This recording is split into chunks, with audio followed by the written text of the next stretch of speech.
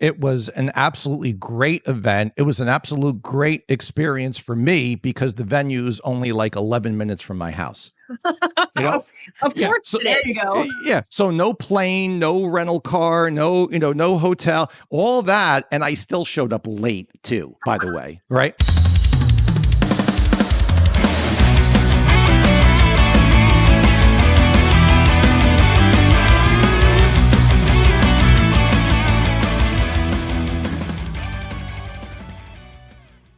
Hi. Hello, friends. Welcome back to another episode of the Chicks in Charge Automotive Edition. I am Jess. I'm Shasta. And our guest today is the one and only Frank Lopes. And we are so excited to have him here with us today. Welcome to the stage, Frank. How are we doing? Oh, we're doing great, Jess, Shasta. Great to see both of you. I have been looking forward to this. Been looking forward to this ever since, ever since you asked me to be here. I now know that I have arrived.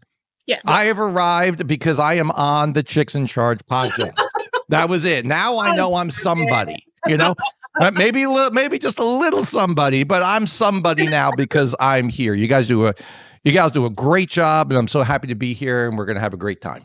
Thank you. We're so excited to have you as well. We have a lot to talk about today. Yes. We are super excited for an upcoming event in Homedale, New Jersey. We all know what we're talking about here. It's Anthony Algonia and Robin Wilson's Appointments That Show. Wrong. By appointment only. Oh. Anthony's company is appointments. Anthony's company is nice plug for Anthony, right? Good plug for Anthony. You owe Jess a check for that. We love Anthony. No, so by appointment only, obviously you were at the first one. You had a chance to speak. Phenomenal session. I'm glad they got you in early before everybody started getting exhausted from the fact that we shoved in like 20 speakers in one day. So to preface this, and I'm sure your name is probably one of the most well-known in automotive because I think that almost the whole time I've been in automotive, I've known who you were. Mm-hmm. But for anybody who wouldn't know who you are, give us a little bit of your background, how you found your way into auto and how you got to where you're doing now. Well, I found my way into auto because I was basically born into it, and I'm not a PhD like a lot of people like to say, like Papa had a dealership. It's not like that. It was Papa worked at a dealership. Yep. That was the thing. My father worked for the same dealership, D'Amico Lincoln Mercury in East Brunswick, New Jersey. He worked at that dealership for 34 years. He retired from there. And I started going to work with him when I was a kid, basically because my parents didn't know what the hell to do with me, if there was no school. So, because I would be home and I would be getting into trouble, doing all kinds of dumb crap around the house and everything, right? So my mother and my father, I can still remember because I'm standing like around the corner in the kitchen and they're in the dining room, and I must have done something stupid that day.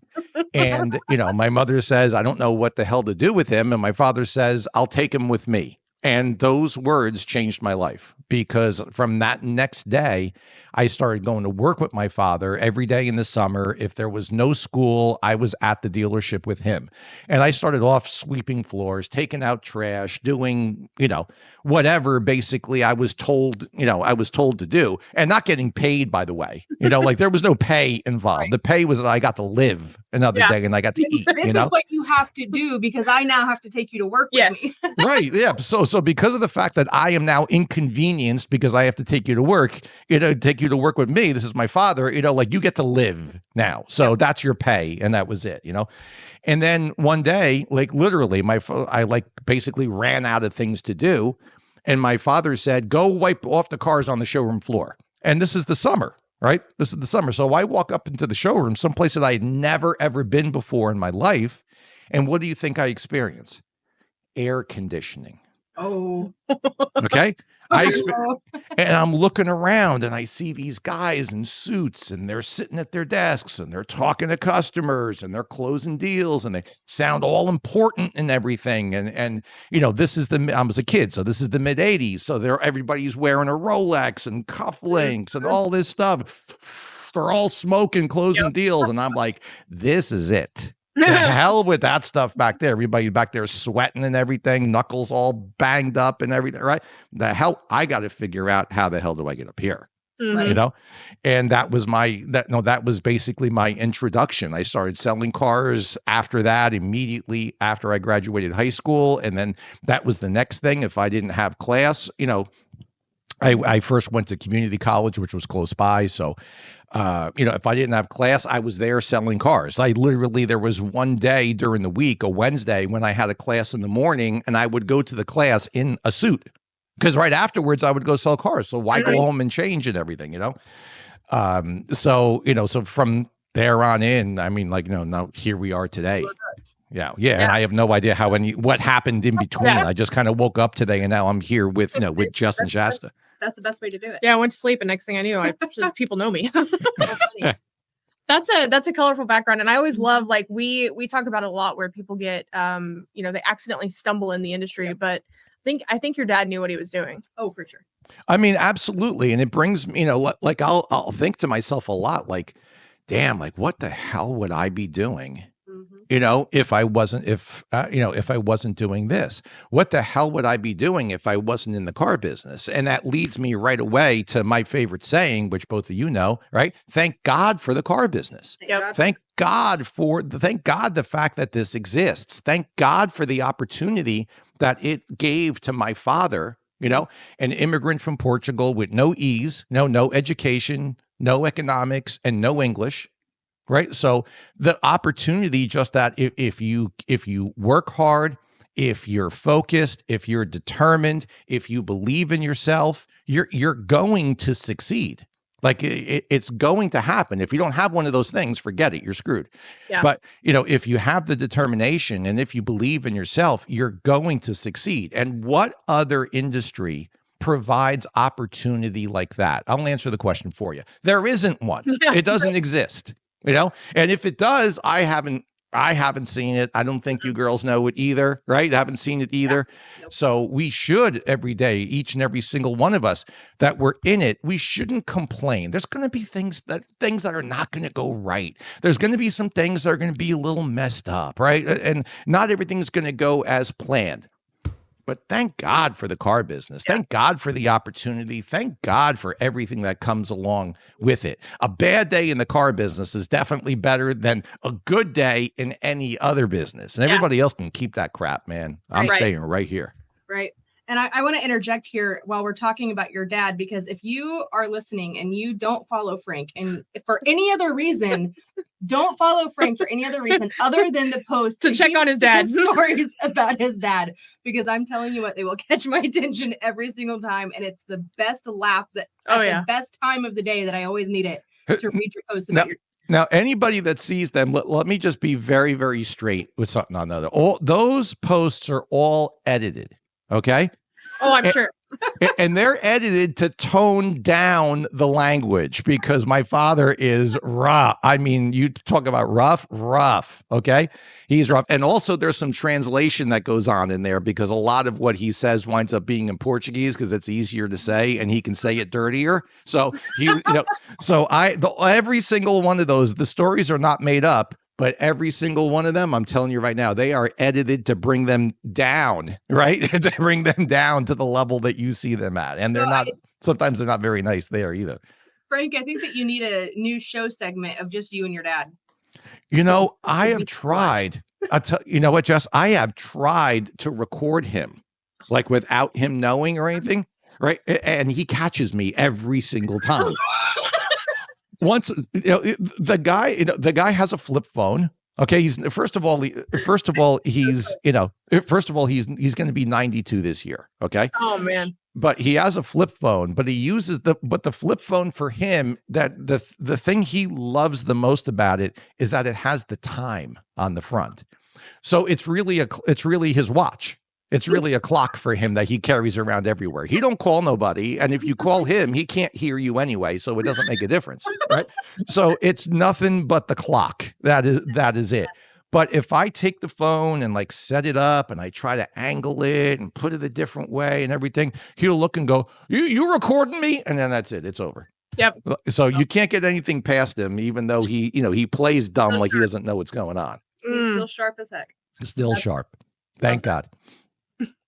So going back to what you said about how this industry just gives you everything that you could want, I think that, we talk often about how you don't need an education to come into the car business. You don't really need to know how to sell shit to come into the car business. Like, we'll teach you everything you need to know. There's plenty of resources out there and knowledge sets available. I mean, not even counting like the hundreds of hours of training videos you could watch, or, people like Frank that you could work with one-on-one that will stay relevant with the times. And we've had something happen this year in 2024 that, we've all started to finally realize we're done with the COVID times. We're done with the gimmies where you've got more customers than you have inventory. And now things are not just going back to the way they were, they're even different than how they were before. And we were talking a bit before the show about how you're transitioning to work with that and develop a new program for that. And, I want to know what led you there. So I'll tell you what led me there. And this is, this was not a oh my God, this big awakening type of a moment. There's not going to be a fancy story over here, or anything like that. It's going to go back to, 2021, where I was one of the first people out there saying, hey, everybody, you're making more money than you ever made before. Guess what? Congratulations. That's great. You ain't going to find anybody who's going to cheer louder or say attaboy or attagirl or nobody louder than me. Okay. Mm-hmm. But beware, because you're not really earning it. If this is a supply and demand, you're in the right place at the right time type of a situation, and you have supply and demand on your side to where you can say, if a customer makes an offer to you on a price or gets a little picky, so to say, right? Mm-hmm. You have the right to say, okay, don't buy it. Right. And that's it. Just look at them and say, okay, don't buy it. Yeah. And if you're in sales, that one of the most powerful closes that you can perform is the takeaway close. Just take everything away from the customer, which then makes the customer at times want the car even more. Yeah, so everybody became a master of one close at that time. That was it, just the takeaway close. And they just took everything away. And the customers knew they couldn't go anywhere else, and nobody else had the car anyway, blah, blah, blah, blah, blah. All of a sudden, you're making more money, but you're not selling more cars, but you're making more money. Yep, so in 21, I was talking about that left and right on my show on CBT, on when I would be a guest on podcasts. No, not as good as Chicks in Charge, of course, but other podcasts that are out there, right? I'm always going to give you your flowers. You know that, right? I'm always going to do it. But, I would be talking about this. And then it started to spill over very quickly into my training, into my live training, into my seminars, into all of the conversations with all my dealer partners. And I was like, you know what? We got to build, I have to build a curriculum that starts at step one and teaches somebody or reteaches, remind somebody from day one, hey, look, this is what you should be doing. This is what you should be doing to get the most out of the opportunity that you have in front of you. Because all three of us and everybody else that is watching is going to agree when I say that the opportunity in the car business is the best. There is nowhere else. You want to make more money? Just work harder. Yeah. Work harder, work more, work smarter, do whatever it is that you got to do. There's always a way for us in the car business to work better, right? Whatever better is for you. And it results in this every time, every single time. You don't have to get in favor of your manager or something like that to get a promotion or something. No, work harder, work smarter, work faster, work longer, do whatever it is that your area of opportunity to improve, you will make more money. It's that simple. So let's teach everybody, let's teach them right from the beginning. These are the good habits that you establish. This is the mindset that you're supposed to have, because the thing that messes up most salespeople, most managers, most leaders, the thing that messes us up in this industry is this. It's the same thing that messes us up in life. There's no difference. It's this thing. We stop believing, we start getting negative. We start thinking that we got it all figured out. We've been in the business for 6 weeks. We got it all figured out. All these other guys that have been here for 6 years, 60 years, they don't know nothing. Man, I got it all figured out. And you get this stuff in your head. And then at that point, you're basically done. You're finished, you know, or you get another crazy idea in your head, like what you're doing right now is the best that it's going to be because it's better than what you came from. Girls, think about this, right? When somebody comes into our business, generally speaking, okay, it's not really like the best time for them, right? Would you agree? Yeah. Most of the time they're I'm just going to say it straight. They're flat on their ass at that point. Okay. They got more bills than they know what the hell to do with. They're changing their cell phone number to dodge the bill collectors. They're eating ramen and hot dogs every meal because that's as best as they can do it, as best as they can get. They can't wait till Saturdays at the dealership because lunch is free, So that's where they're at. Okay, it is what it is. I'm just saying. Then they start to make a little bit of money. And that little bit of money is more than the negative amount of money that they had when they first started. And then what happens? The mind shuts off. Boom, they stop. Okay. I make a joke all the time. They're able to go to Applebee's once a week and maybe save up money to go on a vacation to like Destin, Florida. Like, come on, there's better than Applebee's out there and there's better places to go than Destin. But because you came from nothing, you think that that's it. Because you started this with a whole pile of bills, and we've all been through that time in their life. I've been there, right? Where you've had that big pile of bills and no damn money to pay them. So you get up to that point, and that point is generally 8 to 12 cars a month. That's generally the spot. Now, think about it, girls. What does the average salesperson sell in a dealership? 8 to 12 I would cars. say it's 12, yeah. 8 to 12 cars a month, right? So everybody gets to that level, and they stop. And they're done. When in reality, there is so much more. Every single one of us, everybody watching right now knows they can, if you're watching in your dealership, all you got to do is just kind of go over your desk and go like this. And you're going to see a whole bunch of people that oh, Bobby could do a lot more if he just got his head out of his ass. Sally could do a lot more if he just showed up on time.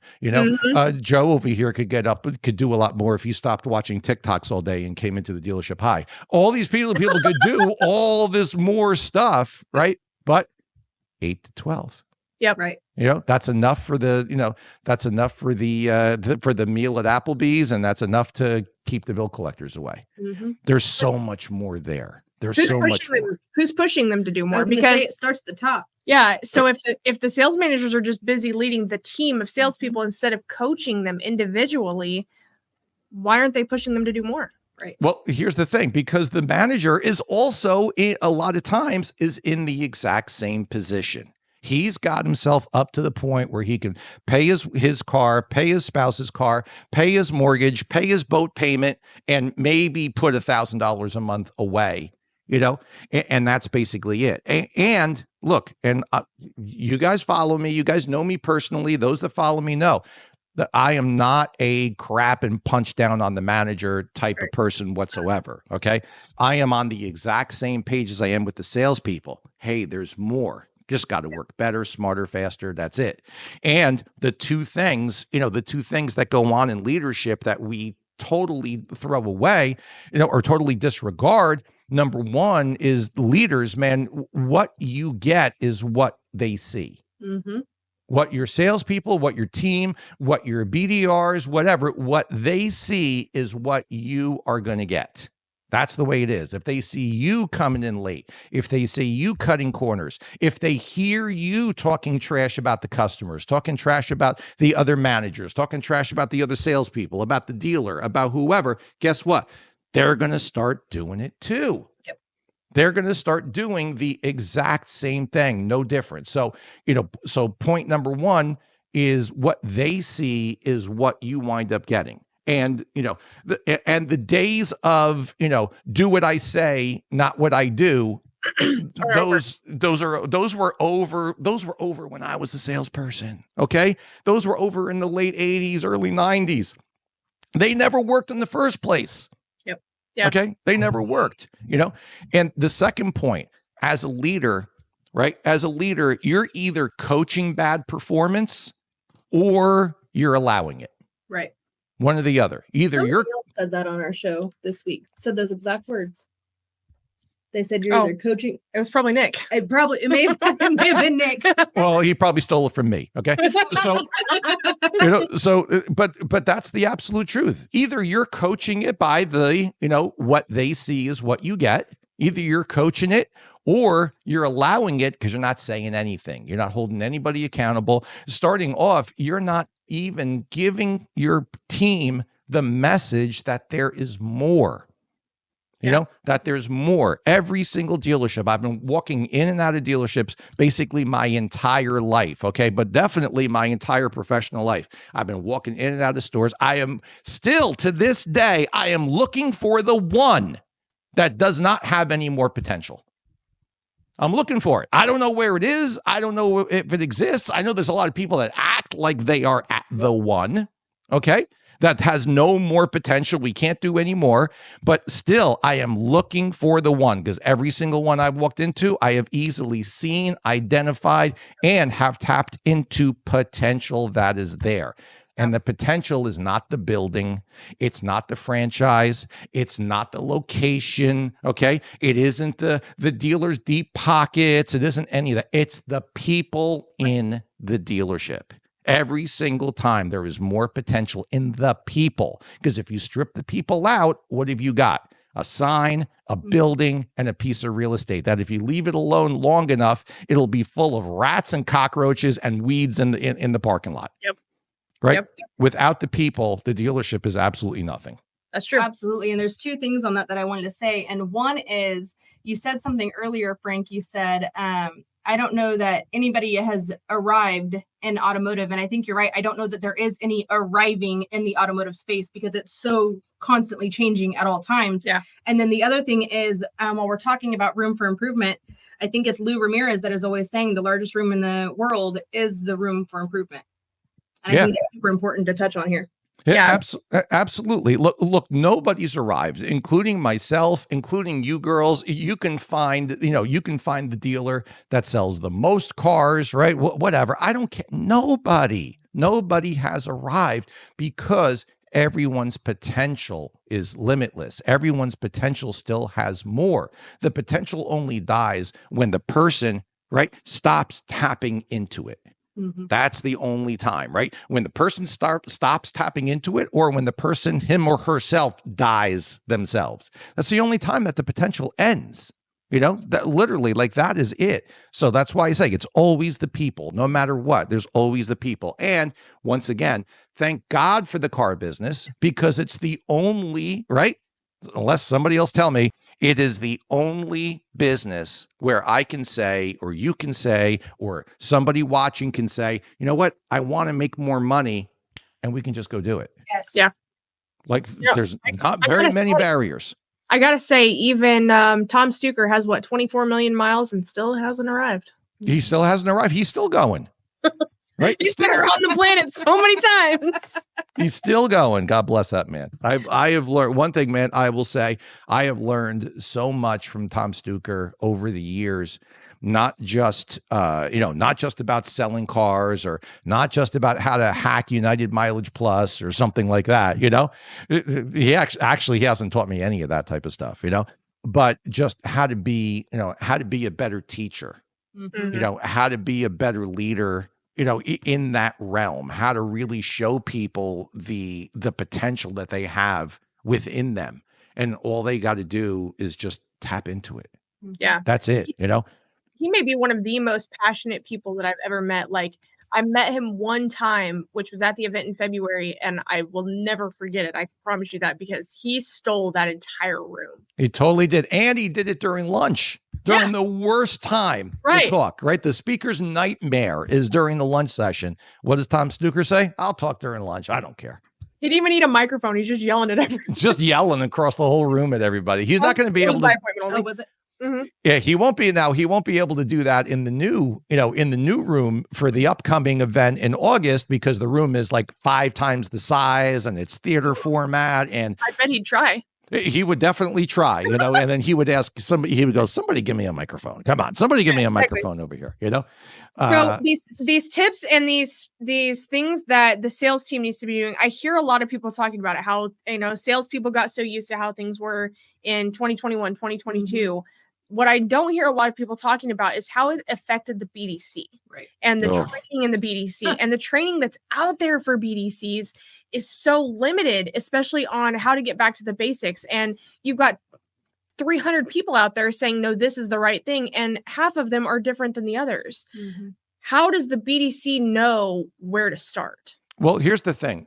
I'm glad you bring this up, Shasta, because you talked about the 300 people that are talking about it and everything. And out of the 300 people, like 297 of them have ever taken an incoming phone call themselves, or have ever answered a lead themselves, have ever logged into a CRM. No, and it's all just headline reading and regurgitating. Yeah. Right. Other stuff that they've seen or read somewhere else. And now that they've gotten that out of the way, if there is a group of people that we need to be preaching, thank God for the car business, your potential is limitless. Look at all you can do. At this point, you don't even understand how much you can do. Okay, because you haven't even been exposed to it yet. You don't have the business mental maturity to understand how big this potential is. That's where it's got to start. Yeah. That really is. Think about when somebody comes into the BDC starting fresh. It's very, very similar as somebody who happens to start on the sales floor, right? These people are not walking in the best season of their life. Okay, they're walking in where I need to make money and I need to make money now. Start by feeding them that type of information. Everybody talks so much about, well, you should do this and you should do that. And when the customer says this, you say that and blah, blah, blah, blah, blah, all this type of stuff, which after a little while, a lot of people start to understand that's useless if I don't have my mind right. It's useless if I don't have my focus. It's useless if I don't have my why. It's completely useless if I don't have the hunger to actually do better and the hunger to actually grow. If I don't have all that stuff, not only am I not going to remember what to say when the customer says blah, blah, blah, blah, blah, right? I'm not going to say it. Yeah. I'm just flat out not going to say it because I'm not going to care. I don't have a why. That's one of the things in leadership. And once it's going to sound like I'm throwing a stone here, but it's the truth. It's another thing in leadership that is so short in our industry. We're so much on the technical aspect of when the customer says this, you say this. When the customer asks, what's your best price? What's your out the door price and blah, blah, blah, blah, blah. We say this, but we don't do anything to install the confidence and the security, and the actual knowledge of why is the customer asking that question in the first place? What is going on in the customer's mind? And the emotional intelligence to pull it out. Yeah, we teach no empathy whatsoever. We just teach mechanics. That's it. We just teach. And as you know, there are two aspects, right? There are two aspects that a customer goes through when they're buying a car. The first one is extremely transactional. And that happens on here, not the cell phone, but, online, as they're looking through websites and they're trying to gather information, looking at a dealership's website. It's all very transactional. Here's the car. Here's what it's going to cost. Right? Here's the price. The customer doesn't know if that's a good price, bad price. Well, here's the car. Here's the price. As soon as you move over and you're talking to a person, or as soon as you move over and you physically bring your body into the dealership as a customer, everything changes like that. And it moves right over to the emotional part. Is this person going to rip me off? Is this place going to rip me off? Right? Is that price a good price or not a good price? Is this the right car? Am I going to make a $20,000, $40,000, $60,000, $100,000 mistake and buy the wrong car? If I buy the wrong car, am I going to be able to bring it back? No, right? So the faster, the easier you can teach that to somebody in the BDC who is answering that first phone call, who's responding to that first lead. First, teach the BDC rep that nobody picks up the phone and calls the dealership to see how you're doing today. They don't want to see if you're having a nice day or not. What did you have for lunch today, Jess? Was it good? They don't give a shit. They want to buy a car and they have a question. Nobody calls unless they have a question. right? Nobody submits a lead just to see what happens. Oh, I'm going to put my name and my phone number in here, man. Going to see what's going to happen. Let's see. Okay, let's see what happens. What do you think is going to happen? Somebody's going to call you. What do you think is going to happen, right? You just fell into the buy or die bucket. Right. Yeah, it wasn't an accident. Okay. The person did that for a reason. The person did that because they needed information. If they didn't have a question and didn't need information, they would never call. They'd never submit a lead. They just put their happy ass in their car that they're driving now and drive to the dealership. Right. And that would be it. So the empathy, man, teaching, that's the biggest thing. Teaching. Why is this person on the phone? Why are they asking that question? I'll give you the biggest tip. You want it right now for everybody? You want to teach your salespeople or your BDC empathy. You know what you do? Go to the Google machine and I want you to type in car buying tips and then just hit search and then start reading the articles. And you will notice very quickly, article number one, whatever ranks number one for car buying tips right now. Okay. Click that article and you will read at least 5 of the things that customers say on the phone. You know why? Because that's where the customer gets their information. They don't know what they're doing. The average customer buys a car once every 6.7 years, okay? On the more frequent end of that spectrum, it's once every 3 years. I don't care who, I don't care what, I don't care what the event is. If you're doing something once only every 3 years, you're not going to be super confident in doing it. Yeah. It's not going to happen. So they need help. They go to the same place everybody else goes, right? God forbid they watch TikTok and they're in a loop of those people that, you know exactly what I'm talking about, of those guys that negotiate deals and do all that kind of stuff. What you're talking about? You want to know something? Maybe I'm the one who's wrong. Maybe I should be doing that. I'll probably make a fortune. Don't do that. Don't do that. No, it's, I had that thought in the very beginning of this, that, that information is so widely available to everybody. They've owned the TikTok and Google and sometimes even Facebook Reels algorithms. And I hate that people think that that's all the auto industry is. Especially being a woman in this space. And we already, not me, because I've been doing this for 10 years, but the average woman already struggles enough with the confidence of going into the dealership. I mean, I can't tell you in the BDC how many times we see, a text message or hear on the phone a woman saying, well, I have to wait for my dad. I have to wait for my brother to come with me because I want to make sure that I understand everything. Because let's be honest, on a consumer level, this information is not readily available to them. These people are clueless and we forget that. We want to say, oh, this person thinks they can get $250 on a Scat Pack with a 490 credit score, and they're laughing at them and they don't understand. They don't know any better. Right. Nobody taught them this shit. Right. The people laugh at that type of stuff. Okay. And look, but here's the thing. It's only funny to us. And it shouldn't be funny to us either. It's like the old, like you remember back, it's like the old Badger commercials.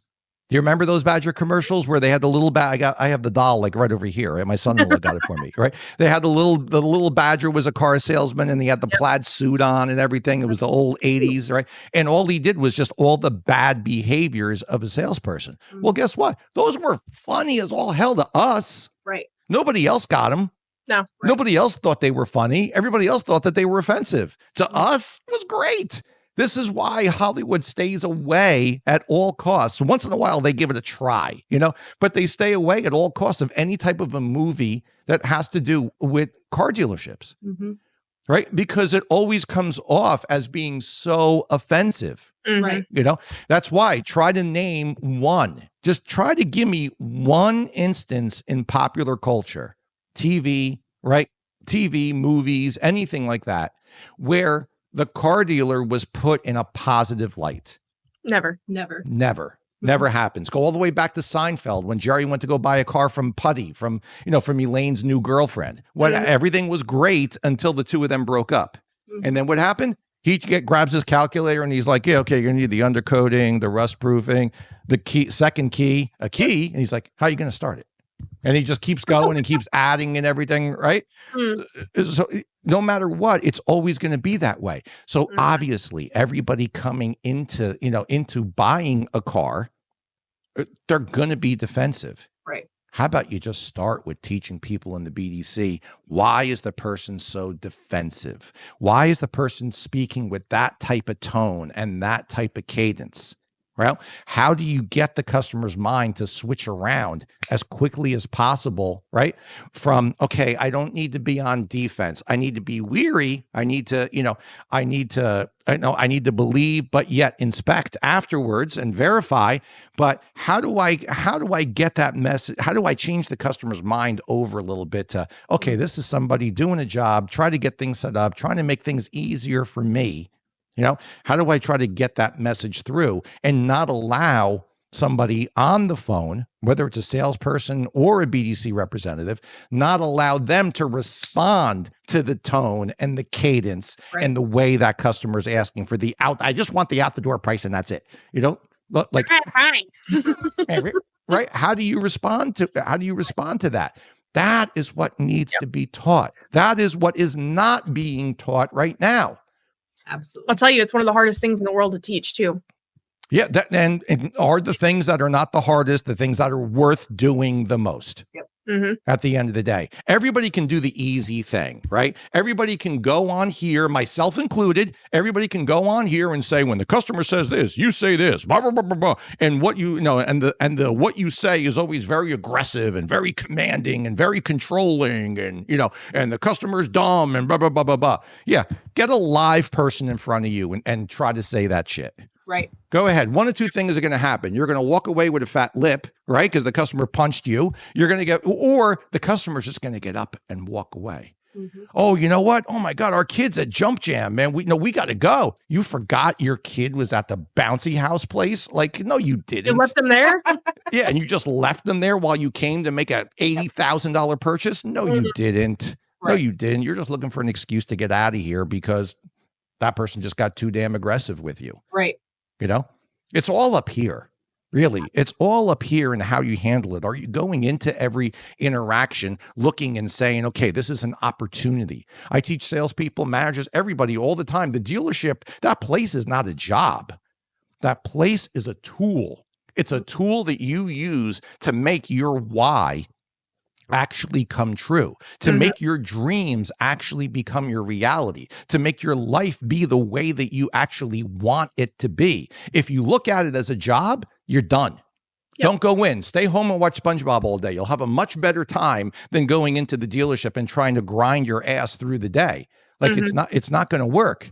When you change the mindset and you look at the dealership as a tool, I'm going to use this place. I'm going to use this place. I'm going to use this opportunity to build the life that I want. Everything changes. Wow. Everything. Yep. It's powerful. All right. I need you to grab your mic and just drop it. You did. That was great. That was powerful. I love that.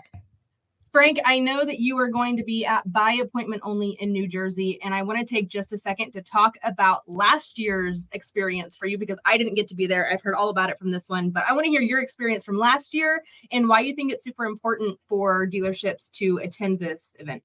Well, first of all, it was an absolutely great event. It was an absolute great experience for me because the venue is only like 11 minutes from my house.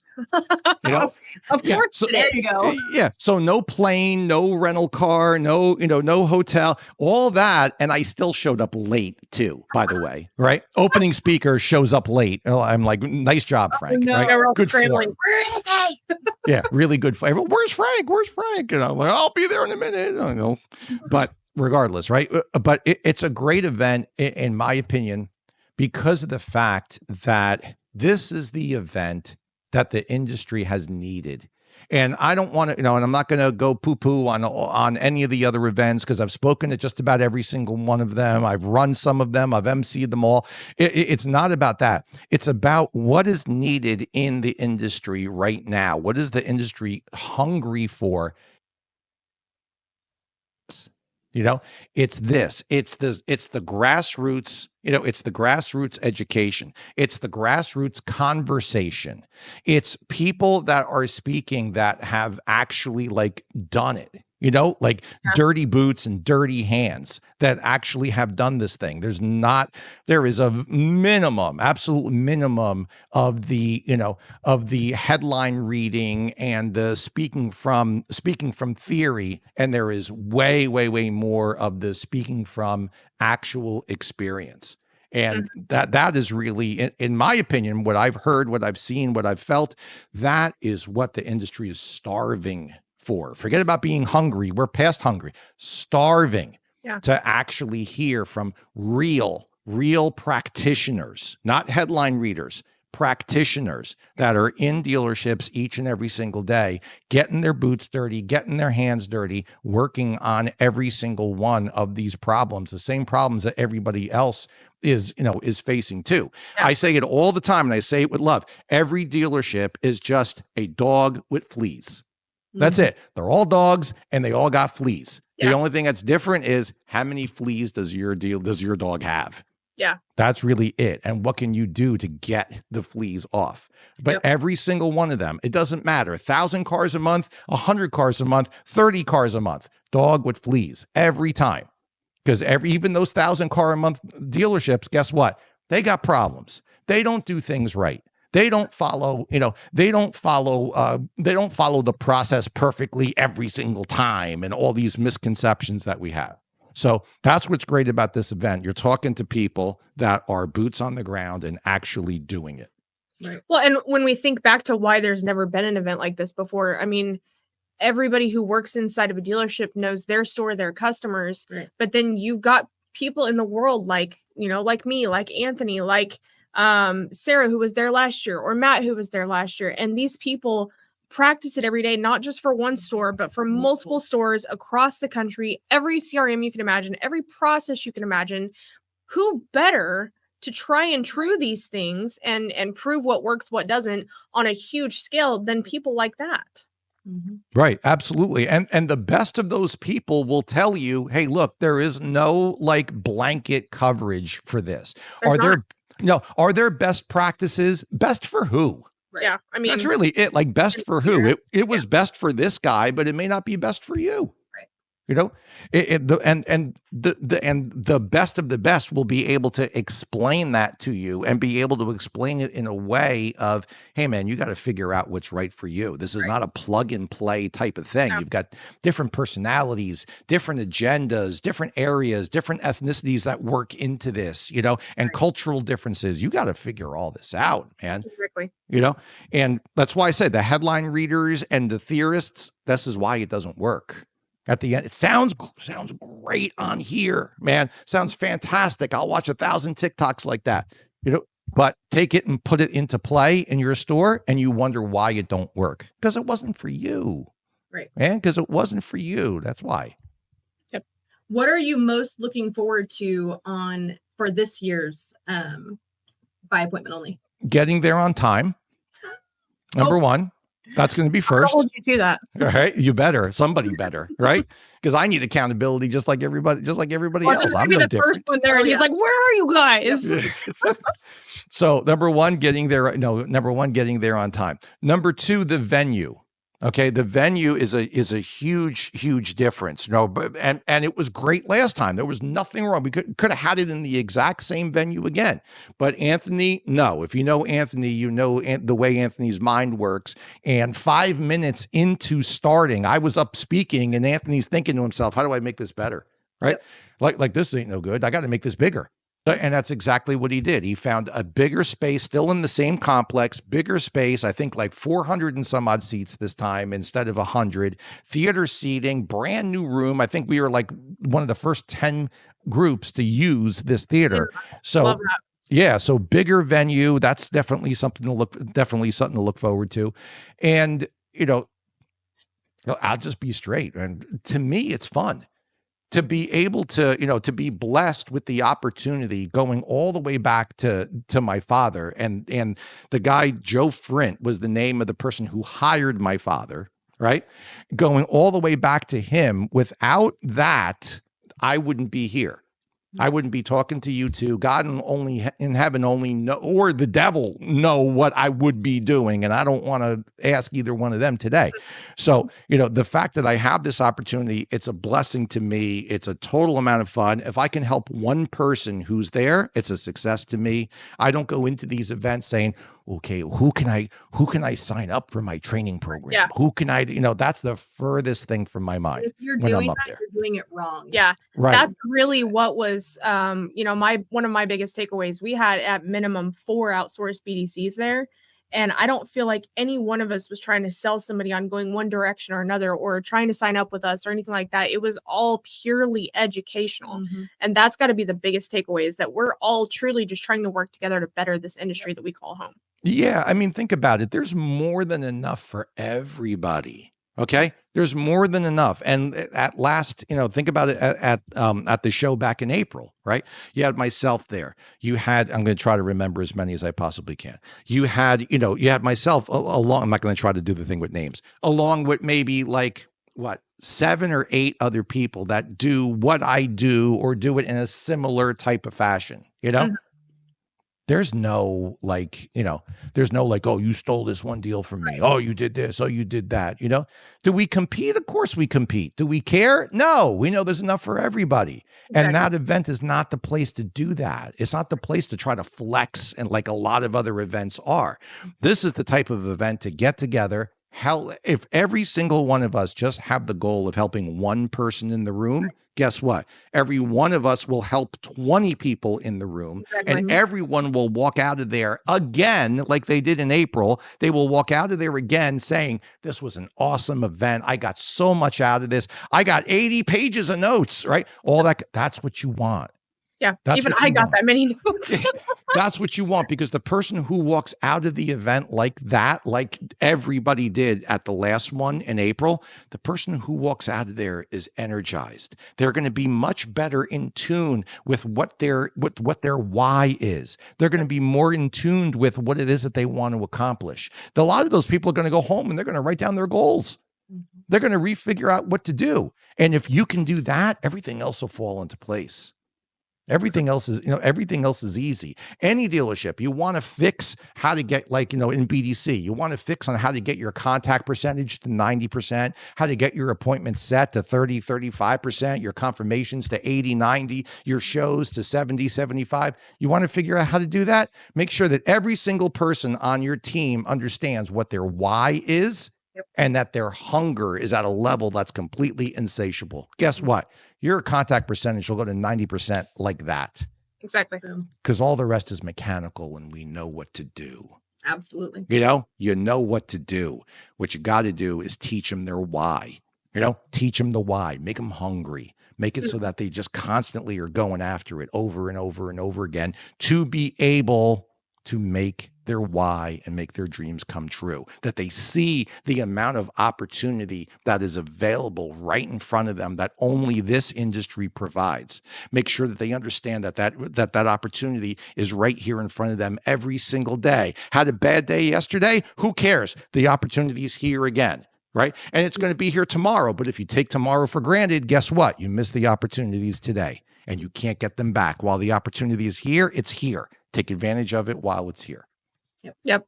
And in August, Frank will be at by appointment only. So make sure that you take advantage of that. I will be there. I have no idea what I'm going to talk about, but I definitely We will. are Figure it out. Less than 30 days until the event. Oh, that's fine. No He'll problem. know. Look, He'll know by I wasn't prepared for this and I didn't screw this up, right? I was okay. So he's best on spot. So aside from by appointment only, where else can people reach out to you if they want to connect or get to know you a little bit better? The best thing to do is to go to the Google machine again, type in Frank J Lopes, a whole bunch of stuff will come up.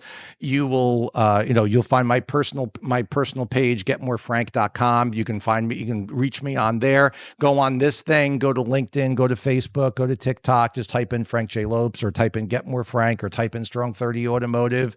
And I will definitely show up. And I promise you, if you do go through here and try to find me on social media, I promise promise I will deliver nothing but value, maybe a little entertainment, right? But a lot of education, a lot of inspiration. My whole deal is to put good ideas in your mind all the time.